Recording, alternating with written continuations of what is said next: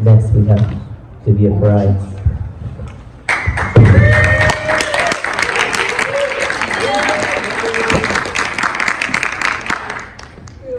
Looking at the 2019 strike, because we just had a strike, many of us here were on the lines, and it's a good time to reflect on what worked then, what were some of the strengths, and what were some of the challenges.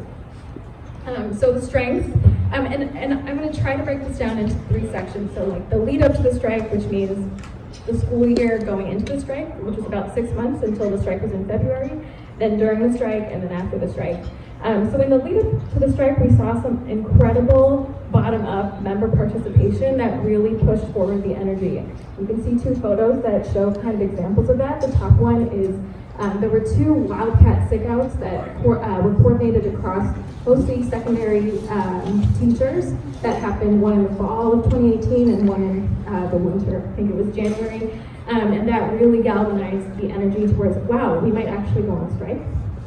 We also had some sort of union-wide activities like hours of power that were taken up by teachers in their local areas to make them even bigger. So the second is a photo of the East Oakland picket at 73rd and East 14th. And there were hours of power across the city, but that was one where Castlemont teachers decided let's march and pick up Acorn Woodland, and they marched all the way to 73rd and East 14th, and that really brought the energy.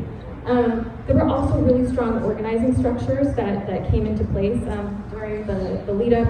We had the crisis action team, and even the cluster system. So clusters started meeting in their District 1, District 2, those school sites started meeting and making the strike our own. So those are some examples of what was really strong. At the same time, in the lead up to the strike, we had a lot of challenges. We started the school year with only 30% of school sites were able to return a petition saying they agreed with the demands of the strike. We also were at a point, I think we're already a year and a half into an expired contract, and our demands had actually been watered down already considerably. So we were asking for basically less than COLA when we went into less than a cost of living increase when we were going into a strike. And then we also had little coordination, at least on the ground at school sites, happening with our coworkers, our classified coworkers who work in the same schools, work with the same students, but have a different contract. And so there was not a lot done ahead of time to coordinate. During the actual strike, it was beautiful. Most of you were probably there. We had really strong on the line. Sounds like it was the same in '96. There was a lot of bottom-up stuff happening. I worked at Havensport at the time, and we had our little Havensport rank and file that would meet regularly and do special things in our little neighborhood. And also an important example citywide of the strength of our strike was our solidarity school. And you can see the kids at Lions Creek down in the Ville, the 69th Ville, on the first day of the strike. So that was at the solidarity schools. But there were many challenges. So one thing is that there were very few bargaining updates, or really none, with specifics. So there was this constant question every day of, are we winning? I don't know. Well, they said to just keep going back on the line. And really the crux of that was that there wasn't a clear system for democratic decision making. So that means, in the first place, how is the rank and file going to talk about, do we think this proposal is good enough? Do we think we should continue to strike? We don't have a mechanism for talking about that. It leaves, those questions are to be decided by who? And it also leaves open the question of how are we going to escalate?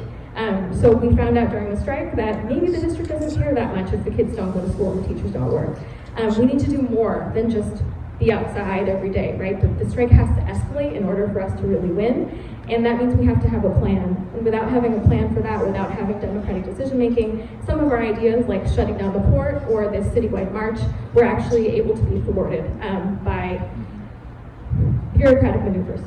And then ultimately also the lack of solidarity with classified continued to be an issue. And so as the strike wore on, there was this question of, should our SEIU coworkers go in? They're not getting paid if they don't go to work. What are going to be the consequences? What are going to be the potential benefits for them?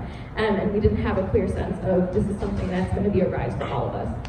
And then finally, after the strike, so we did have some significant gains on class size, and some itinerant caseloads were reduced. And we also had a key win that has become recently relevant, that the district actually needs to bargain school closures with us. Yes, we won our ULP, but we went on strike for April 29th of last year, so that's huge. We also galvanized a lot of organizing structures. Many of the clusters continued to meet following the strike. This sort of fighting spirit was normalized. You can see an example of the April 29th strike in the photo. And there was a high level of student engagement. You can see that in the top photo. So much so that, going on to the next slide, that was a weakness in a way as well, because there was a very sad student betrayal with students weighing in, asking us to vote no on the tentative agreement, and even organizing a sick out the day after our strike ended. Related to that, our TA was split. It was a 58% yes and 42% no vote, and that really leaves the union on two sides and leaves a lot of wounds that need healing. Our raise, and this is the reason why we are now so far behind the median, we still have high teacher turnover, we still have a lot of the same problems we had then. Our raise didn't even make half of the cost of living adjustment, so we continue to be in this place of being behind equivalent districts. There was no reduction to nurse caseloads, and there were cuts made to classified, to student programs, and a whole new load of school closures coming through.